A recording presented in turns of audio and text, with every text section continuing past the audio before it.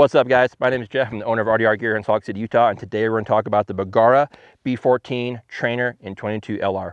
So this is a rifle that was kind of eyeballing for a while. A few years back, Recoil Magazine had a whole spill on 22 trainers for PRS shooters, Precision Rifle Series, and those guys are shooting, you know, super duper tricked out 6.5, 300 Win mags, PRC, all that kind of crazy stuff, right? But this rifle is basically built to mimic the larger PRS style rifle in 22 long rifle. So this is a carbon fiber wrapped barrel. You have an adjustable cheek riser here, deep thumb comb, and the magazine is actually mimicked off of a Remington 700 AICS box magazine. So super cool option there. This is a standard bolt action 10 round box magazine. I've got it on the bog salad here as well. This rifle has been nothing but outstanding from day one. They retail for around $1,050, base rifle minus the suppressor. We're running a dead air ghost, dead air mask for the suppressor. Optic is a 3 to 15 Vortex scope here. We'll do more on this at a later date. But this rifle has been super fun to shoot, more for me since this is my first, I would say, real 22 rifle that I purchased. For the longest time, not having ammo restrictions, there wasn't really any issue with shooting 5.56, 300 Win mag, 308, whatever I had rifles for.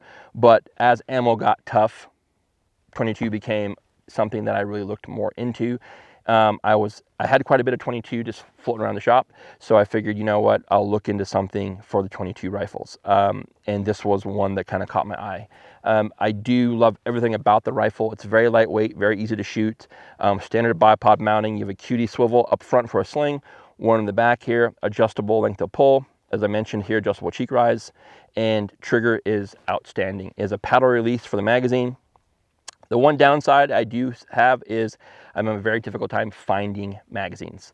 They are either just not being made in addition to the outside of the rifles themselves, but I've yet to find multiple magazines for this rifle, and that's one of the gripes that I have. Another cool thing on this rifle, it's a Remington 700 pattern, meaning that if you don't like this stock, you want to put like a Magpul Hunter stock in here, anything, you can use a Remington 700 short action configuration.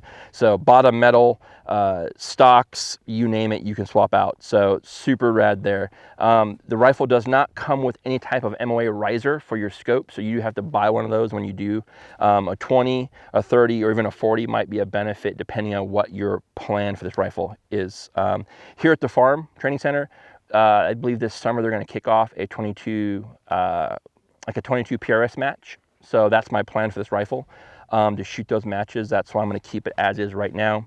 I may do something funky cool for paint wise sometime in the future, but I do like the black and carbon fiber. I do like the kind of countertop splatter looking on the stock.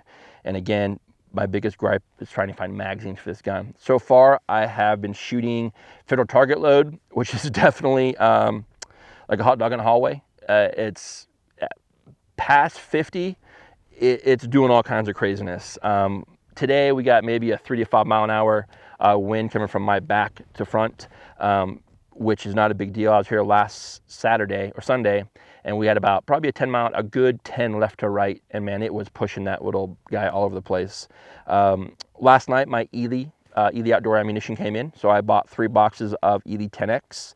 I'm excited to try those. I'm gonna kind of get this thing all dialed in and bagged, and kind of see what that ammo can do at 25, 50, 75, 100, and really see if that can do what it says it does. I watched a video from 22 Plinkster. He was shooting some of the Ely ammo as well, same rifle, in a benched vice type setup, and it was shooting some amazingly tight groups. So I want to see if this thing will match as well. I've got to clean it. 22, I haven't done much maintenance on it yet. I've about shot probably close to 150 rounds so far. So I'm going to give it a rub down this weekend, clean out the barrel, clean my suppressor. 22 I do feel requires a little more maintenance than a standard rifle does due to the the buildup of 22 with the wax and all that, and the stuff they put in the rounds. So again, I'll probably give this a little more attention than I normally give to most of my rifles as far as maintenance goes. But other than that, I'm excited to see what the 10X does. I've been also shooting some prime, and I just picked up some CCI stingers and a couple other CCI loads. I'm going to try those out as well to see kind of what this thing actually likes to shoot. And then once I find one, we'll stick to that and go from there. So again, if you are looking for a trainer rifle for 22, this is a little bit expensive on the 1,050 side, but you do get what you pay for in this rifle, and I can't say enough good things about it. So again, this is the Bergara B14 22 Trainer. Final thoughts, honestly, this is a great rifle. You cannot beat it. This is the B14 from Bergara. Get out there, grab one. 22 is a hell lot of fun.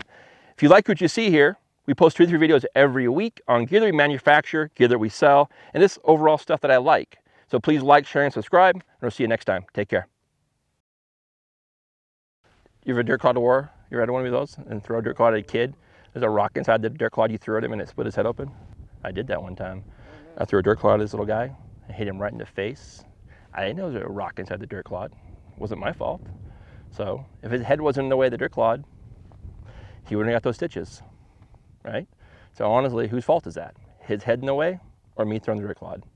I think his head was in the way.